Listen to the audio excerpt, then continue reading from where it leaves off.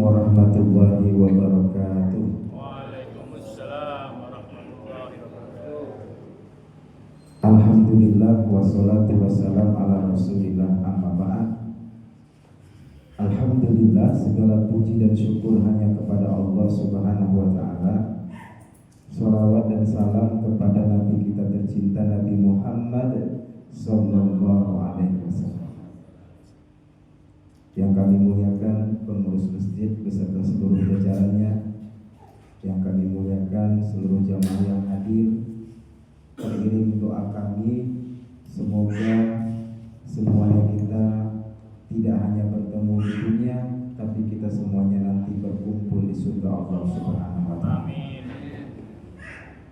Karena kematian itu sesuatu yang pasti, Bapak Ibu. Ya, semua kita pasti mati, hanya tinggal menunggu waktu saja. Boleh jadi jamaahnya duluan, ustadznya belakangan. Boleh jadi ustadznya belakangan, jamaahnya duluan. Sama saja Bapak Ibu ya. Ala kulli hal, kita semua menunggu giliran untuk menghadap Allah Subhanahu wa ta'ala. Maka semoga kita termasuk orang yang cerdas. Bagaimana itu orang yang cerdas? Kata Nabi SAW, bukan yang gelarnya S1, S2, S3, S10, S cendol, bukan. Orang yang cerdas, kata Nabi SAW, adalah orang yang sungguh-sungguh mempersiapkan bekal kematiannya nanti menghadap Allah. Mudah-mudahan kita semua termasuk orang yang cerdas. Bapak Ibu, bagaimana kabarnya, sehat? Mohon maaf Bapak Ibu kalau suara saya terdengar sedikit bindeng, karena qadarullah ya, beberapa jadwal yang begitu padat sehingga kesehatan saya sedikit menurun. Doakan semoga saya tetap dalam lindungan Allah Subhanahu wa ta'ala dan tetap Allah berikan kesehatan. Perkenalkan Bapak Ibu, nama saya Ahmad Christian Tarigan. Dari namanya saja sudah terdengar bahwa saya itu mantan non-muslim. Karena di tengah nama saya ada Christian. Christian ini nama baptis saya, yang kebetulan ketika lahir kedua orang tua saya tidak mengajak saya kompromi untuk memberikan nama. Jadi langsung diberikan nama Christian. Saya anak keempat dari 6 bersaudara dan bapak seorang pendeta. Bapak saya bernama Aslan Tarigan. Beliau dikenal di daerah Brastagi, Sumatera Utara. Pendeta GJI. Abang saya salah satu pendeta di Deli Serdang, Sumatera Utara. Anak kedua kakak saya menikah dengan pendeta yang sekarang berada di Siantar, Sumatera Utara. Anak ketiga abang saya PNS dosen di salah satu universitas di Sumatera Utara. Saya anak keempat. Anak kelima, adik saya perempuan bergelar pendidikan STH, Sarjana Teologi Kependetaan. Dan anak keenam, adik saya paling kecil laki-laki juga bergelar STH, Sarjana Teologi Kependetaan. Atas izin Allah, saya satu-satunya yang memilih menjadi muslim. Alhamdulillah. Saya memilih muslim di usia 17 tahun kelas 3 SMA.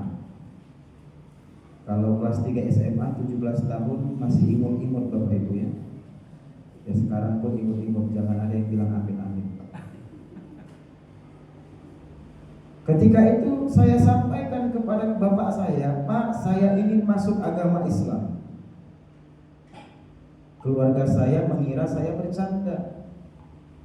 Tidak mungkin anak seorang pendeta ingin masuk Islam, itu tidak mungkin. Maka keluarga saya menjawab, Christian, tidak enak masuk Islam karena tidak bisa memakan daging yang paling enak di dunia ini. Daging apa Bapak Ibu? babi. Jangan lihat pisangnya. Lihat ke bawah saja, daging babi.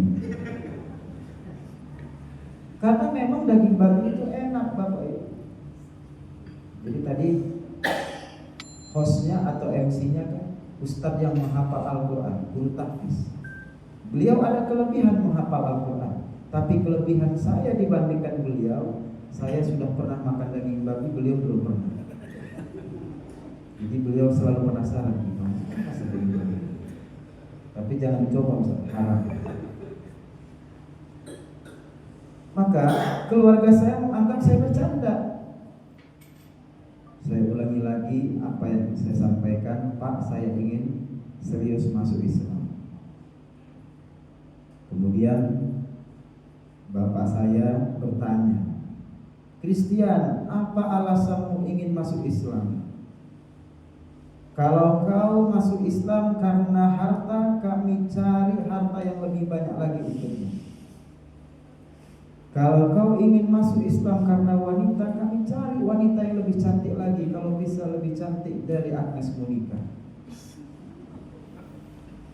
Lalu saya jawab, Pak, saya usia 17 tahun, kelas 3 SMA, saya tidak butuh uang. Jadi saya ingin masuk Islam bukan karena uang. Dan saya usia 17 tahun, kelas 3 SMA, tidak ada niatan menikah. Maka saya masuk Islam bukan karena wanita. Jadi apa alasanmu ingin masuk Islam? Yang pertama, alasan saya ingin masuk Islam adalah karena saya ingin menyembah Tuhan yang disembah oleh Yesus. Siapa Tuhan yang disembah oleh Yesus? Allah Subhanahu wa Ta'ala. Saya ingin masuk Islam karena saya ingin mengikuti Yesus, menyembah Allah. Buktinya apa? Di dalam Bible umat Kristen. Silakan buka Markus 12 ayat 29. Mereka buka. Apa tertulis di sana? Dengarlah hai orang Israel, kata Yesus, Tuhanlah Allah kita. Kata mereka, Allah, kita Allah. Lalu apa kata Yesus? Allah itu Esa. Qul huwallahu ahad, la ilaha illallah. Markus 12 ayat 29. Sampai sekarang ayatnya masih ada. Pak, Esa itu beda dengan satu. Kalau satu bahasa Arabnya ahad. Kalau satu bahasa Arabnya wahid. Kalau Esa bahasa Arabnya ahad. Kalau satu masih bisa dibagi-bagi. Satu dibagi setengah. Kalau Yesus berkata Tuhan kita itu satu, maka masuk akal kalau umat Kristen berprinsip Trinitas, atas nama Bapa dan Putra dan Roh Kudus, 3 dalam 1, 1 dalam 3. Wajar kalau Yesus mengatakan Tuhan itu, Allah itu satu. Tapi Yesus mengatakan Allah itu apa? Esa. Tidak bisa dibagi-bagi lagi seperti apapun. Maka hari ini orang Kristen menganggap Yesus sebagai Tuhan dan berprinsip Trinitas, 3 dalam 1, 1 dalam 3. Sedangkan Yesus menegaskan Allah atau Allah itu Esa. Umat agama apa yang mengesakan Allah? Umat agama apa yang mengesakan Allah, Bapak Ibu? Islam. Yesus beragama Islam. Dan seluruh nabi sebelum datangnya Nabi Muhammad SAW, semuanya mendakwahkan tauhid la ilaha illallah. Maka saya tantang bapak saya tantang para pendeta, dan hari ini mereka belum bisa menjawab tantangan saya, dan sampai kapanpun tidak akan pernah bisa. Saya tantang mereka, tunjukkan satu ayat di dalam Bible secara tekstual. Yesus mengatakan, aku adalah Tuhan, sembahlah aku, agamaku agama Kristen. Kalau kalian menyembahku maka kalian masuk surga. Tunjukkan ayat seperti itu di dalam Bible. Kalau ayat itu ada, saya akan kembali ke Kristen.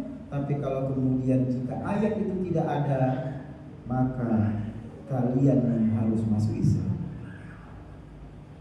Tidak ada ayat Malah sebaliknya di dalam Bible, Yesus menegaskan, siapa yang memanggil aku Tuhan bukanlah yang masuk ke dalam surga, tetapi yang masuk surga adalah orang yang mengikuti perintah Allah Bapa yang di surga. Jadi Yesus melarang memanggil namanya Tuhan, Bapak Ibu. Bagaimana mungkin saya dalam suatu agama menyembah Tuhan yang Tuhan tidak mau disebut sebagai Tuhan? Kalau dalam Al-Quran kan jelas. Kalau berdoa apa kata Allah? Ud'uni fa'budni, sembahlah aku, ya kan? Tapi dalam Bible tidak pernah Yesus mengatakan sembahlah aku, tidak pernah. Berdoalah kepadaku, tidak pernah. Nah, itu alasan pertama. Alasan kedua kenapa saya memilih ingin memeluk agama Islam, karena Islam itu bukan agama teroris seperti yang dituduhkan oleh orang Kristen kepada saya. Jadi Pak, saya itu kan besar di lingkungan Kristen. Jadi sudah sering sekali dicekoki dengan Islamofobia. Islam itu agama teroris, Islam itu agama tukang kawin, kira-kira begitu. Itu dicekoki supaya saya benci kepada Islam. Tetapi justru dengan upaya mereka seperti itu, saya semakin penasaran, apakah benar Islam seperti itu? Oke lah kalau ada aksi bom bunuh diri, KTP-nya Islam, ya bisa saja. Di Amerika juga ada aksi terorisme dan pelakunya Kristen banyak. Di Papua, ya kan? Kalau Papua disebut dengan KKB, ya kan? Apakah agamanya Islam? Tidak. Mereka agama di luar Islam. Apakah kemudian agama mereka mengajarkan seperti itu? Ya kita cek Bible-nya. Begitu juga ketika orang Islam melakukan aksi bom bunuh diri, apakah kemudian Al-Quran mengajarkan seperti itu? Kan harus dicek. Ketika saya mempelajari Islam, Pak, 9 bulan saya belajar tentang Islam. Sebelum saya mengucapkan 2 kalimat syahadat, saya 9 bulan belajar, 6 bulan saya mempelajari Islam, setengah tahun. Jadi Al-Quran terjemahan itu sudah selesai saya baca dari awal sampai akhir. Maka Pak, membaca Al-Quran Arabnya bagus, pahalanya luar biasa. Tapi tetap bacalah artinya agar kita mengerti, agar kita tahu apa yang kita baca. Syukur-syukur ada kajian tafsir. Saya umum isi Al-Quran, tidak ada tertulis di situ Al-Quran mengajarkan terorisme, tidak ada. Malah sebaliknya di dalam surat Al-Maidah, dulu saya tidak tahu baca Arabnya. Saya baca artinya, Bapak Ibu. Di situ Allah menegaskan, man qatala nafsan bi ghairi nafsin aw fasadin fil ardi fa ka'annama qatala an-nasa jami'an. Siapa yang membunuh satu orang yang tak bersalah, maka dosanya bagaikan membunuh seluruh manusia yang ada di dunia. Bapak Ibu, siapa di sini yang kurang kerjaan menghitung seluruh manusia di dunia ini? Siapa yang pernah menghitung? Berapa jumlah seluruh manusia di dunia ini, Bapak Ibu? Kurang lebih katanya 5 miliar. Iya. Islam menegaskan, siapa yang membunuh satu orang yang tak bersalah, dosanya bagaikan membunuh 5 miliar manusia yang ada di dunia. Ayat seperti itu tidak pernah saya temukan di dalam Bible. Justru sebaliknya di dalam Bible yang saya temukan apa? Ayat-ayat yang mengajarkan aksi terorisme di dalam Bible. Salah satunya apa? Bilangan 31 ayat 17 sampai 18. Ini di dalam Bible mereka. Tidak saya potong ayatnya, tidak saya rubah. Bagaimana bunyinya? Maka sekarang bunuhlah semua laki-laki di antara anak-anak itu, dan setiap perempuan yang sudah pernah bersetubuh dengan laki-laki haruslah kamu bunuh. Tapi semua anak perempuan yang masih perawan, biarlah kamu hidup bagimu. Artinya apa, Pak? Disuruh bunuh. Laki-laki, anak laki-laki, perempuan yang sudah pernah bersetubuh. Makanya kan jangan heran, Pak, di jalur Gaza, ya kan, hari ini mereka tunjukkan itu. Rumah sakit mereka hancurkan, ya kan? Kemudian sekolah mereka bom, mereka hancurkan. Betul kan? Maka saya jatuh air mata saya. Ayat siapa yang membunuh satu orang maka dosanya bagaikan membunuh seluruh manusia di dunia ini, tidak pernah saya temukan di dalam kitab suci manapun termasuk Bible. Tidak pernah. Malah saya temukan di dalam Al-Quran. Maka ketika saya tanya kepada seorang ustadz, saya tanya ustadz ini menjawab, Kristen, Islam bukan agama teroris. Islam adalah agama yang menghargai nyawa manusia. Jangankan nyawa manusia, nyawa hewan pun dilindungi dalam Islam, apalagi nyawa manusia. Tetapi apakah ayatnya sampai di situ? Tidak, Bapak Ibu.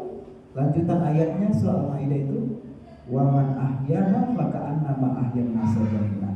Siapa yang menolong satu orang saja. Jadi Bapak Ibu pulang dari sini menolong satu orang, memberi makan satu orang yang kelaparan. Apa kata Allah? Wa man ahyaha faka'annama ahyan nasa jami'an. Pahalanya bagaikan menolong seluruh manusia yang ada di dunia ini. Allahu Akbar. Maka Bapak Ibu, sering saya sampaikan, masuk surga itu tidak sulit, Pak.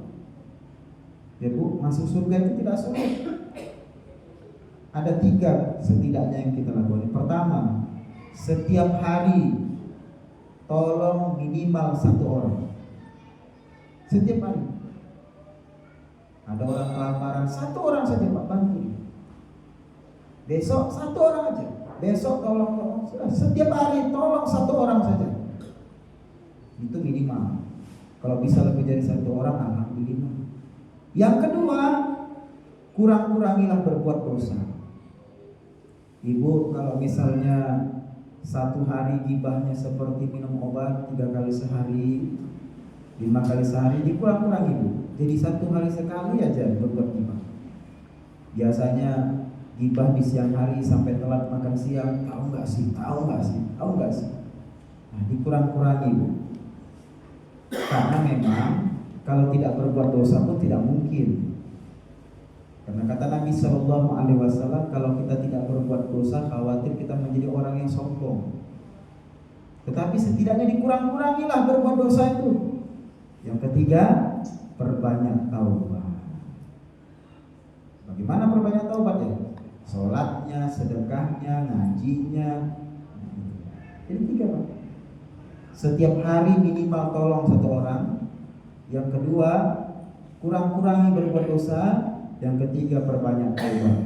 Dibuktikan apa? Sholatnya semakin bagus, ngajinya semakin bagus. Nah, seperti itu. Maka Islam bukan agama teroris, Bapak Ibu. Saya katakan nih, bukti Islam bukan agama teroris. Saya perlihatkan ayat Al-Qur'annya kepada keluarga saya. Nih, Islam bukan agama teroris. Ketiga, mengapa saya ingin memilih Islam? Jadi saya itu Bapak Ibu senang baca. Saya itu senang baca, senang belajar, dan senang nulis. Alhamdulillah Bapak Ibu, setelah saya masuk Islam, saya sudah menulis beberapa buku. Tidak banyak, baru 5. Target saya menulis sampai 50 buku, insya Allah. Jadi belum banyak buku yang saya tulis, baru 5. Rata-rata bukunya setebal 130 halaman. Jadi saya itu senang baca, senang nulis. Ketika saya non-muslim beragama Kristen Bapak Ibu, saya tidak pernah mendengar khutbah pendeta judulnya Bible dan Sains Teknologi. Tidak pernah. Ya kan di YouTube cari aja Bible dan ilmu pengetahuan. Tidak pernah. Mengapa tidak pernah? Ya karena memang terjadi kontradiksi antara Bible dan ilmu pengetahuan. Ya di dalam ayat pertama Bible-nya saja, teori penciptaan alam semesta sudah tidak nyambung. Maka tidak pernah. Tapi ketika saya mendengarkan ceramah Dr. Zakir Naik di YouTube, kenal Dr. Zakir Naik Bapak Ibu? Tahu ya. Saya kira ada yang jam kenal. Kalau ada jam kenal saya tanya kenalan di mana Bapak Ibu? Dr. Zakir Naik itu kan menjelaskan bagaimana Al-Quran sesuai dengan sains dan teknologi. Contohnya, ya kan? Dalam Al-Quran surat Ar-Rahman, A'udzubillahi minasyaitonirrajim. Fa idzan syaqqatis samaa'u fakanat wardatan kadhiha. Itu surat Ar-Rahman. Apa artinya Bapak Ibu? Ketika terjadi ledakan yang sangat dahsyat, lalu kemudian ledakan itu membentuk seperti kilatan merah, rupanya seperti bunga mawar. Disitulah awal terjadi penciptaan alam semesta. Itu ayat turun 14 abad jauh, belum ada ilmu pengetahuan. Kepada nabi yang tidak bisa membaca, yang hidup di padang pasir yang tandus. Lalu di situ ada tertulis wardah seperti bunga mawar. Bapak Ibu, wallahu a'lam bishawab. Padang pasir yang tandus itu kemungkinan besar bunga mawar akan sulit tumbuh di situ. Bunga mawar adalah tumbuhan atau tanaman yang sangat membutuhkan air. Tapi bagaimana kemudian Nabi Shallallahu Alaihi Wasallam yang hidup di padang pasir yang tandus berkata wardah bunga mawar? In huwa illa wahyu. Inilah bukti wahyu dari Allah. Nabi tidak pernah melihat bunga mawar, tetapi lisannya mengatakan bunga mawar. Allah yang menggerakkan lisan Nabi, karena itu wahyu. Dan dibuktikan di abad ke-19 oleh Stephen Hawking dengan teleskop Hubble, dengan pendidikan yang jauh lebih canggih. Lalu si Stephen Hawking ini meneliti penciptaan alam semesta, disebutlah dengan apa? Teori Big Bang. Apa itu teori Big Bang? Stephen Hawking menjelaskan dulu alam semesta ini satu, terjadi ledakan yang besar, lalu terjadilah planet Merkurius, Venus, Matahari di tengah-tengahnya. Nah, ketika terjadi ledakan besar itu, apa kata Stephen Hawking? Membentuk seperti bunga mawar, persis seperti apa yang dituliskan dalam Al-Quran surat Ar-Rahman. Allah. Itu baru satu, Pak. Banyak lagi kesesuaian sains dan teknologi dengan Al-Quran. Ustaz, ada kok sains dan teknologi tidak sesuai dengan Al-Quran? Maka Al-Quran tidak salah. Bisa jadi sains teknologinya belum ditemukan secara fani. Al-Quran tidak salah.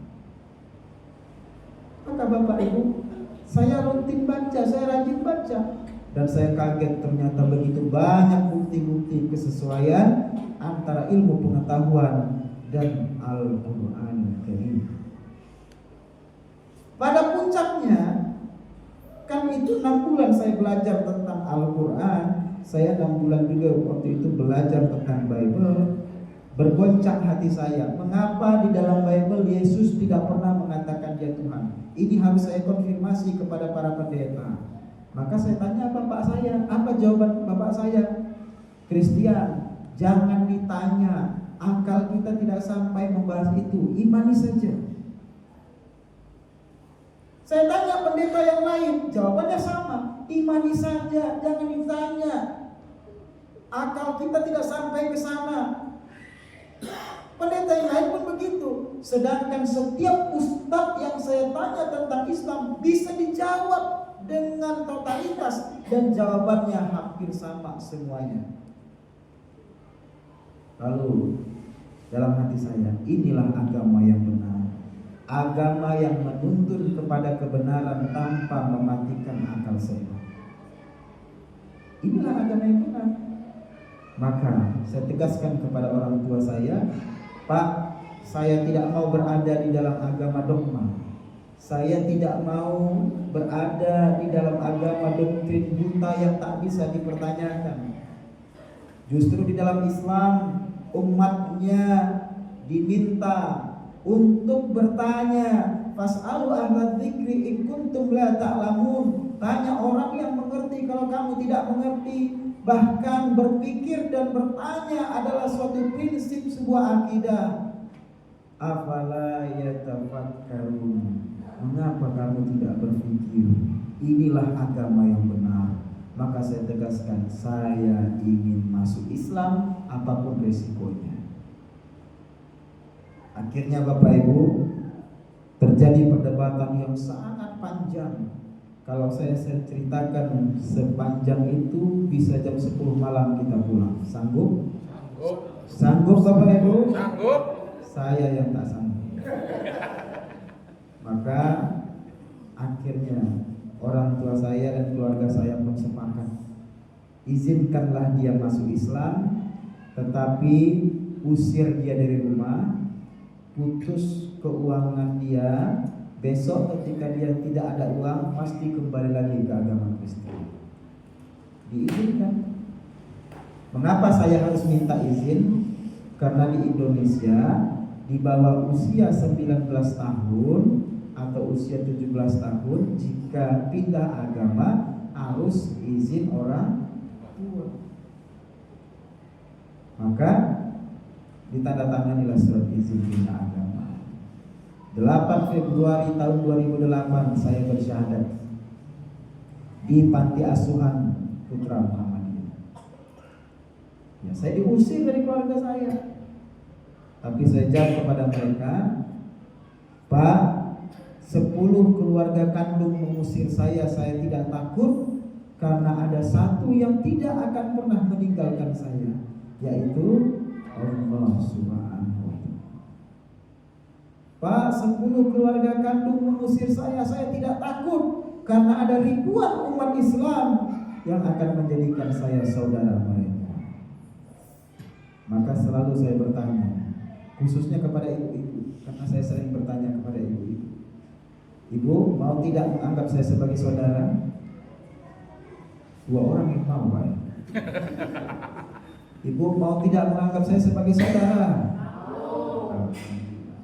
Kemarin saya tanya ibu-ibu dengan pertanyaan yang sama. Ada ibu-ibu menjawab dengan suara yang kencang, Ustaz, jangankan sebagai saudara, jadi menantu. Alhamdulillah saya sudah menikah. Istri saya 2, anaknya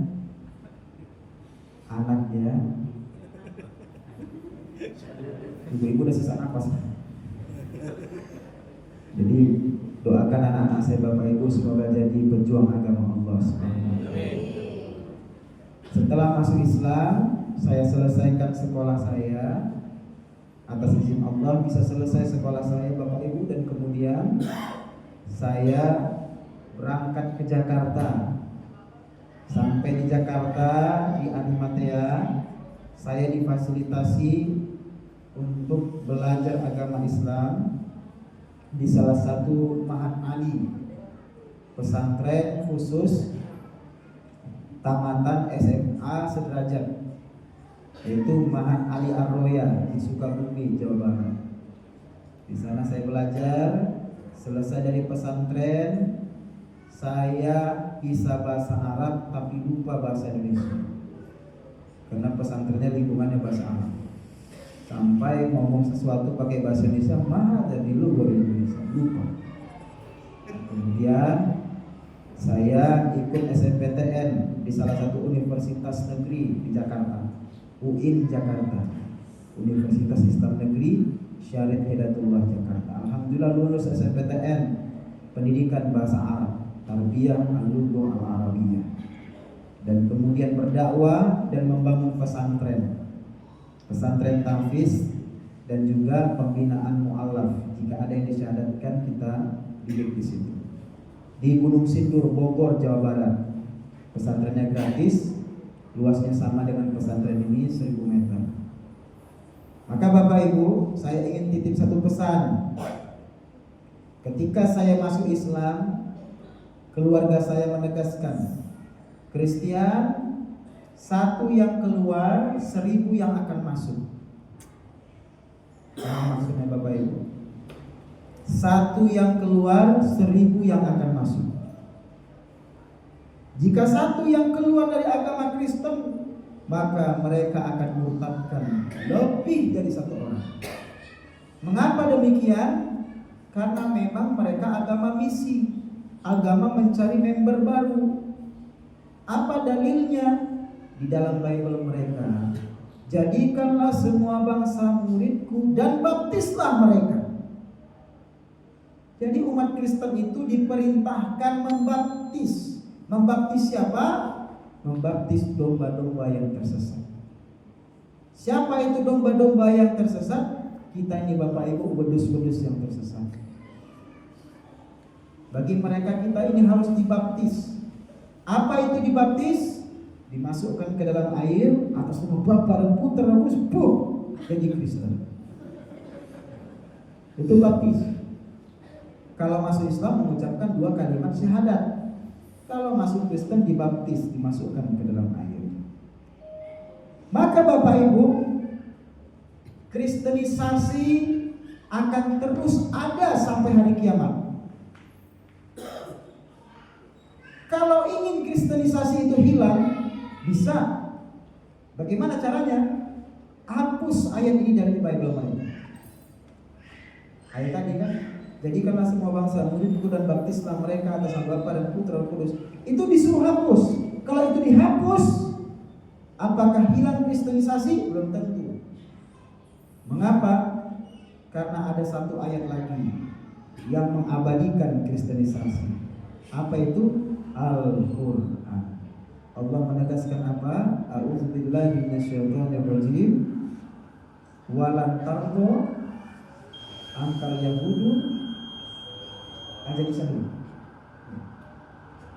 Walan tardo angkal yahudu walan nasara hatta tattabi'a millatahum. Boleh dilanjutkan azan dari Ustaz.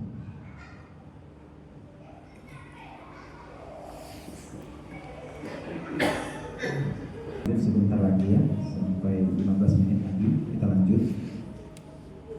Nah kemudian ayat di dalam Al-Quran ditegaskan bahwa tidak akan pernah ridho orang Nasrani dan Yahudi kepada kita hatta tattabi'a millatahum, sampai kita ikut dengan ajaran dan agama mereka. Di situ katanya lam. Katanya lam, bukan lama, tapi lam artinya tidak selama-lamanya. Sampai hari kiamat mereka tidak akan ridho kepada kita sebelum kita ikut dengan ajaran dan agama mereka. Siapa kira-kira yang berani menghapus ayat dari Al-Quran? Tidak ada. Maka selama ayat ini ada di dalam Al-Quran, kristenisasi akan terus berlanjut. Tapi Bapak Ibu, yang mereka kristenkan atau mereka murtadkan itu bukan Bapak Ibu. Bapak Ibu semuanya sudah expired, sudah habis masanya. Yang mereka murtadkan adalah anak-anak dan cucu Bapak Ibu. Siapa Bapak Ibu? Anak dan cucu. Maka Allah menegaskan, ku anfusakum wa ahlikum nar. Kalau hanya ku anfusakum saja, alhamdulillah Pak. Selamatkan dirimu sendiri, alhamdulillah. Kita hari ini ngaji, anak murtad gak ada masalah. Tapi Allah menegaskan, wa ahlikum nar. Anak, cucu, keluarga selamatkan, jangan selamatkan diri sendiri. Maka nanti ketika 1 langkah kaki kita akan masuk surga, ditarik kita dari jalan menuju surga itu. Lalu disampaikan, di sini bukan tempatmu, tempatmu di sana. Pertanggungjawabkan anak ataupun cucumu yang memilih murtad dari agama Islam. Jadi yang mereka incar adalah anak-anak dan cucu kita, Bapak Ibu. Kalau dulu cara mereka memurtadkan anak cucu kita itu ada dengan namanya hamilisasi. Anak perempuan muslimah kemudian laki-laki Kristen mendekati perempuan muslimah ini, dipacari, dihamili, lalu si laki-laki ini mengatakan, kalau kamu mau saya bertanggung jawab, kamu harus masuk Kristen. Ini banyak terjadi. Tapi sekarang lebih canggih lagi Bapak Ibu. Kalau dulu dengan cara seperti ini potensi pidananya ada, maka mereka mengurangi cara seperti itu. Cara sekarang lebih canggih lagi Bapak Ibu, yaitu mereka mengutus anak-anak Kristen ataupun misionaris Kristen turun kepada orang-orang Islam, tidak berbicara Bible tapi berbicara Al-Quran. Pendeta-pendeta sekarang Bapak Ibu berbicara Al-Quran, misionaris sekarang berbicara Al-Quran. Mereka ambil satu ayat di dalam Al-Quran, kemudian mereka terjemahkan dengan sesuka hati mereka. Dengan penyesatan-penyesatan seperti itu, kemudian Islam awam yang tidak ngaji, yang tidak pernah baca Quran, timbullah keraguan dalam hatinya kepada Islam, dan akhirnya mengatakan semua agama sama, dan akhirnya memilih. Siapa contohnya Bapak Ibu? Pernah dengar namanya Edis TV? Di TikTok ada Edis TV, ada namanya Nihana, ada namanya RK. Itu orang Kristen semua Pak. Tetapi di live TikToknya yang dia bicarakan bukan Bible, tetapi apa? Al-Quran. Sekali mereka live di TikTok itu yang nonton ribuan bahkan puluhan ribu, dan banyak yang murtad Pak, beneran. Karena yang mereka bicarakan Al-Quran, mereka pelintir ayatnya, dan Islam yang awam terpengaruh dan akhirnya memilih keluar dari Islam. Saya ingin putar satu video Bapak Ibu, sebentar saja, tidak sampai 1 menit. Sebentar Bapak Ibu.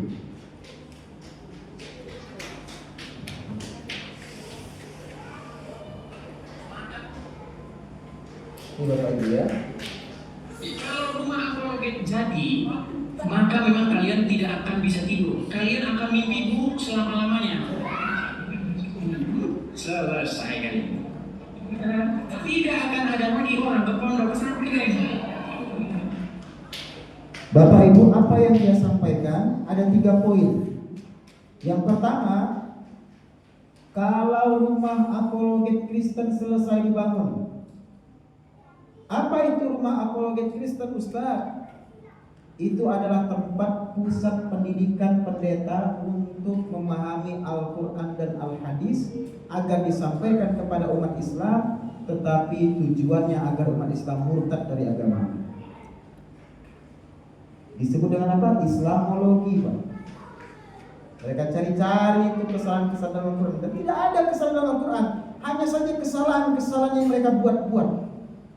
Contoh yang paling sering, fawailul lil musallin, dipotong sampai situ ayatnya. Celakalah orang yang sholat. Kalau gitu ngapain kalian sholat?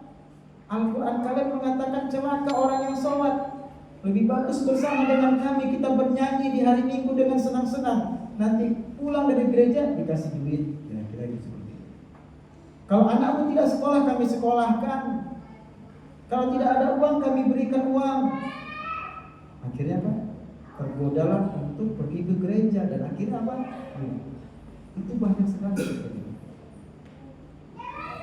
Lalu dalam Al-Quran, laqad khalaqnal insana fi ahsani taqwim. Mengapa laqad khalaqnal bukan laqad khalaqtul? Harusnya kan kalau Allah itu esa, laqad khalaqtul, aku ciptakan. Kenapa kami ciptakan? Kalau kami berarti banyak, berarti Tuhan umat Islam itu ada banyak. Kira-kira seperti itu. Nah, jawaban-jawaban seperti itu sudah kami bukukan Bapak Ibu. Kalau yang bisa bahasa Arab itu pertanyaan anak SD, tapi kasihan yang awam-awam ini Bapak Ibu.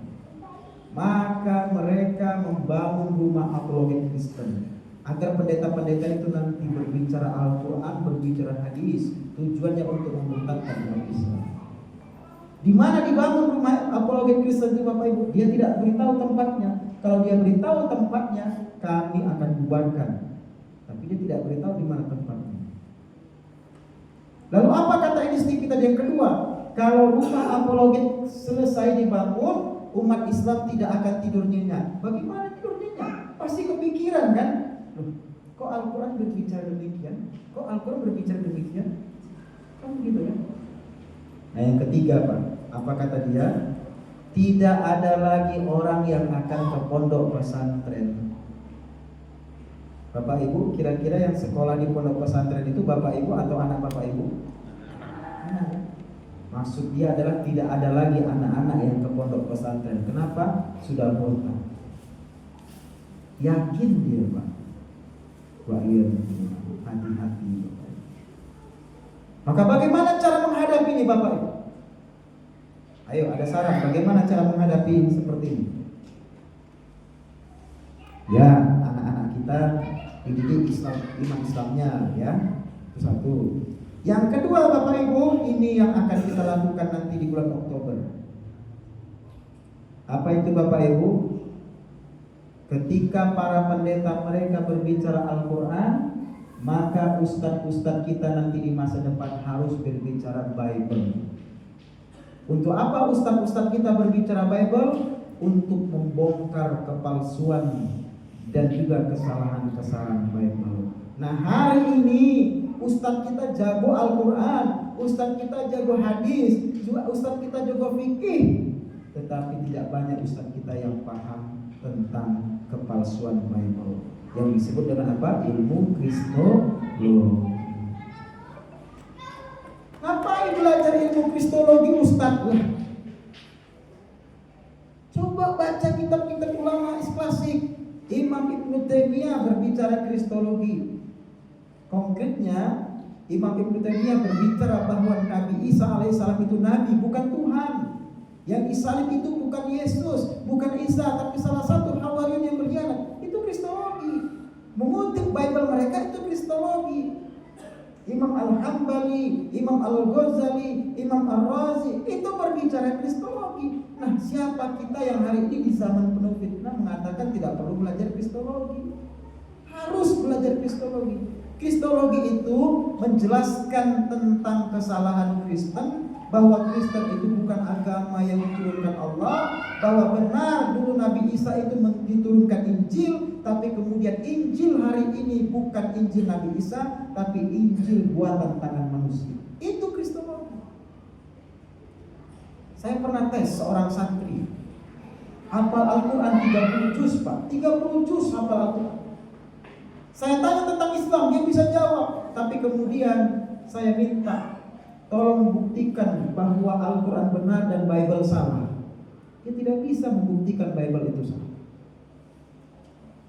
Sedangkan strategi melawan misionaris yang berbicara Quran, ketika mereka bertanya tentang Al-Quran kita jawab, tapi setelah kita jawab kita harus apa?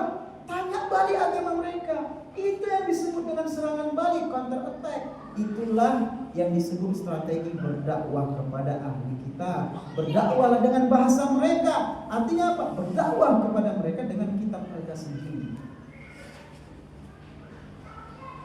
Pernah dengar nama Bang Suma? Yang pakai masker? Coba. Satu Bang Suma aja membuat mereka kerepotan. Apalagi nanti muncul 1000 Bang Suma lagi.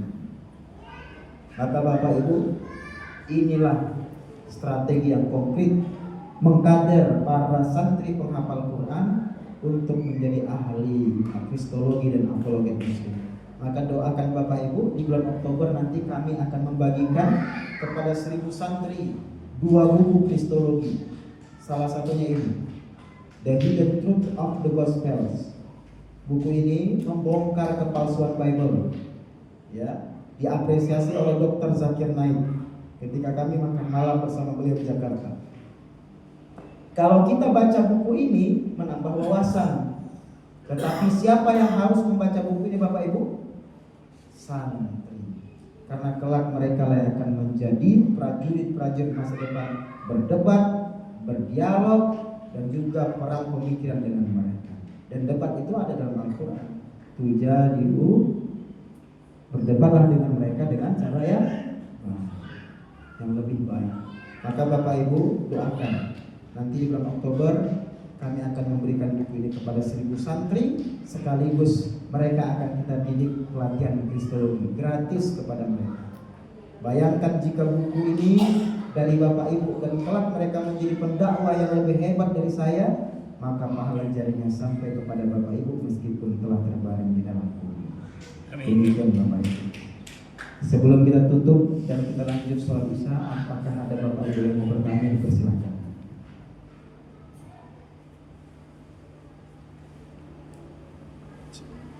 Ada yang ingin bertanya Bapak Ibu? Tidak ada? Tidak ada Bapak Ibu ya? Baik. Sebentar Bapak Ibu, 5 menit saja. Saya mau tanya kepada Bapak Ibu, apakah Bapak Ibu mau menolong agama Allah? Mau Bapak Ibu? Alhamdulillah. Bapak Ibu, sebagaimana kami sampaikan, di bulan 10 atau bulan Oktober, tepat Hari Santri Nasional, kami akan membagikan buku kristologi kepada 1000 santri. Dan itu sudah kami posting di TikTok kami. Wow, orang Kristen pada heboh.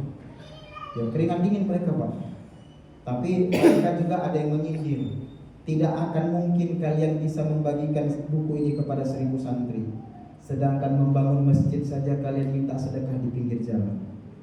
Jadi mereka yakin kita tidak akan mampu membagikan kepada 1000 santri. Saya tanya, bisa tidak kita bagikan buku ini secara gratis kepada 1000 santri? Bisa tidak Bapak Ibu? Allahu Akbar. Maka Bapak Ibu silakan, nanti ada brosur yang akan disebarkan, atau nanti minta brosurnya di sebelah kiri di sebelah kanan. Ada namanya Ustadz Iwan dari Ahmadiyah Pusat. Nah silahkan minta brosurnya Bapak Ibu. Ini buku yang pertama, dan ada buku yang kedua, qadarullah kami tidak bawa. Judulnya adalah Kalau Santri Tidak Bisa Menjawab Siapa Lagi. Maka Bapak Ibu, 2 buku ini untuk para santri, 2 buku hanya Rp150.000 untuk satu santri. Saya tanya, Rp150.000 untuk satu santri, mahal atau mahal Bapak Ibu? Mahal atau mahal Bapak Ibu? Jangan bilang mahal, murah. Pak, belum tentu program ini datang. Sekarang bagikan saja 150.000 dibagi 12 bulan, berapa Bapak Ibu? Ya hitung. Sekarang program ini 1 kali seumur hidup, 150.000 dibagi 70 tahun, berapa Bapak Ibu? Hitung sedikit. Maka Bapak Ibu saya titip pesan, 1 kali saja, 1 kali saja seumur hidup kita Bapak Ibu. Ayo tolong agama Allah melawan pemurtadan. Kita bagikan buku itu para santri, kelak mereka yang akan menghadapi apologet Kristen, yang akan berdakwah di TikTok, di YouTube, maupun di debat-debat resmi. Ini kita upayakan Bapak Ibu. 2 buku ini hanya 150.000.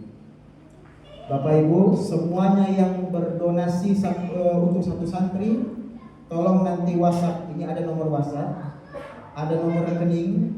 Rekening bukan atas nama Ahmad Tarigan, tetapi atas nama Divisi Nasional Anti Pemurtadan. Setelah ibu-ibu atau bapak berdonasi, boleh nanti secara tunai, tapi catat nomor ini, atau by transfer catat nomor ini, kemudian WhatsApp. Mengapa di WhatsApp? Karena setiap yang berdonasi akan kami kirimkan file PDF buku ini.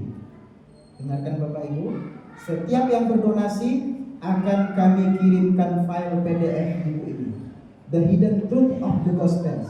Boleh dicetak, dibagikan kepada keluarga, tapi jangan diperjualbelikan, ya. Jadi setiap yang berdonasi untuk satu santri, maka akan diberikan file PDF buku ini untuk dicetak masing-masing, bagikan kepada keluarga. Ustadz, saya mau buku cetaknya langsung. Kita ada bawa. Maka Bapak Ibu, bagi yang berdonasi, pahala jariah untuk 2 santri. Tadi satu santri berapa Bapak Ibu? 150.000, 2 buku. Maka bagi siapa yang mengambil pahala jariah 2 santri, berarti 4 buku, berarti 300.000. Datangi tim kami Ustadz Iwan, maka akan mendapatkan buku cetak ini secara langsung. Ya, silahkan Bapak Ibu. Dan ini bukan untuk saya tidak ada urusan. Ini untuk bekal kita meringankan hisab kita di hadapan Allah Subhanahu wa taala, dan kelak ini menjadi pahala jariah, dan juga untuk mengkader para ustadz ahli kristologi yang akan berdakwah membentengi iman akidah anak-anak kita nanti. Wallahu a'lam bishawab. Demikian kami sampaikan. Semoga bermanfaat dan harapan kita semua kita ikut peluang pahala jariah. Wallahu a'lam bishawab. Saya Ahmad Christian Tarigan, mohon maaf kalau ada salah kata. Kebenaran dari Allah, kesalahan dari saya. Kita tutup dengan doa kafaratul majlis. Subhanakallahumma wa bihamdika asyhadu an la ilaha illa anta astaghfiruka wa atubu ilaik. Wassalamualaikum warahmatullahi wabarakatuh.